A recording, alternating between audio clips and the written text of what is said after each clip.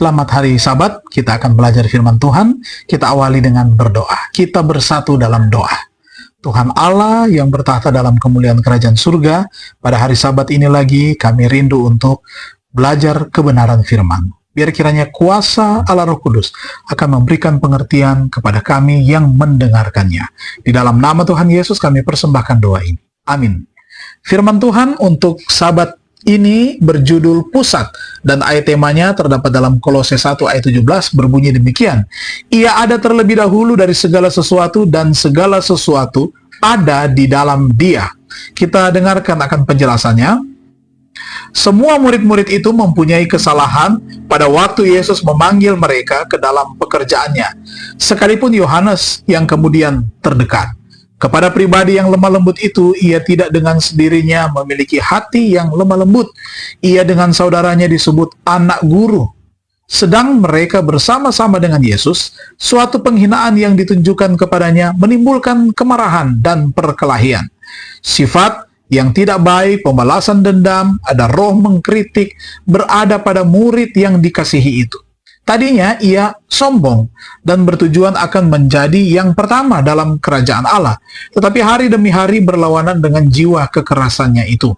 Ia memandang kelemah lembutan dan kesabaran Yesus, dan mendengar pelajaran tentang kerendahan hati dan kesabaran. Nah, ia membuka hatinya kepada pengaruh ilahi dan menjadi bukan hanya pendengar, tetapi pelaku firman Juru Selamat. Dia sendiri telah tertutup dengan Kristus. Ia belajar memakai kuk dari Kristus dan memikul bebannya. Kristus menegur murid-muridnya, ia mengamarkan dan memperingatkan mereka, tetapi Yohanes dan saudara-saudaranya tidak meninggalkan dia. Mereka memilih Yesus, sekalipun ada celaan. Nah, Yesus tidak undur dari mereka, sebab mereka ada kelemahan dan kesalahan. Mereka meneruskan sampai kesudahan dan mengambil bagian dalam kesusahannya, serta mengikuti pelajaran dari hidupnya. Nah, oleh memandang Kristus, mereka diubahkan di dalam tabiat. Rasul-rasul itu berbeda-beda dalam sifat dan pembawaan. Ada yang pemungut cukai, ada Matius Lewi, dan Simon yang berapi-api dan juga cepat marah. Seorang yang sangat benci kepada kekuasaan Roma. Ada Petrus yang cakap dan gegabah, dan Yudas yang berhati hina. Ada Thomas yang berhati jujur tetapi malu dan penakut. Ada Filipus, seorang yang berpikir lamban dan cenderung kepada kekecewaan. Dan ada anak-anak dari Zebedeus yang bertujuan keras dan berterus terang dengan saudara-saudaranya. Nah, inilah yang dikumpulkan bersama-sama. Dengan berbagai kesalahan mereka, semuanya dengan warisan dan kecenderungan yang jahat.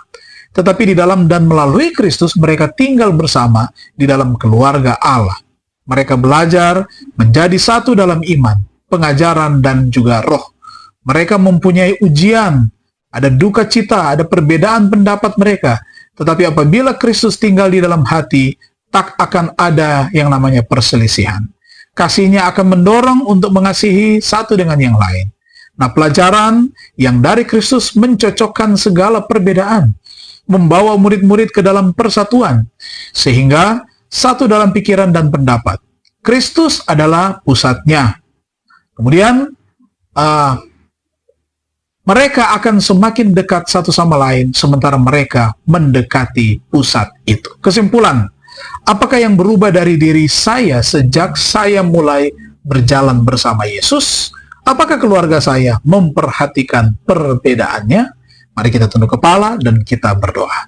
Segala pujian dan syukur kami panjatkan lagi kehadirat-Mu Tuhan. Di hari Sabat yang diberkati ini, kami mendengarkan dan mempelajari firman. Biar kiranya kami akan memperhatikan pusat dari segala sesuatu, yaitu melihat Yesus sebagai teladan kehidupan kerohanian yang perlu kami hidupkan dalam kehidupan kami. Tabiat daripada Kristus. Walaupun kami memiliki kelemahan dan kekurangan sebagaimana murid-murid Yesus memiliki latar belakang kelemahan masing-masing.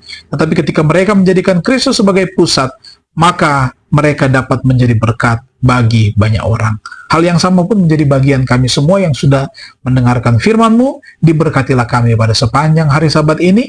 Di dalam nama Tuhan Yesus Juru Selamat kami persembahkan doa ini. Amin.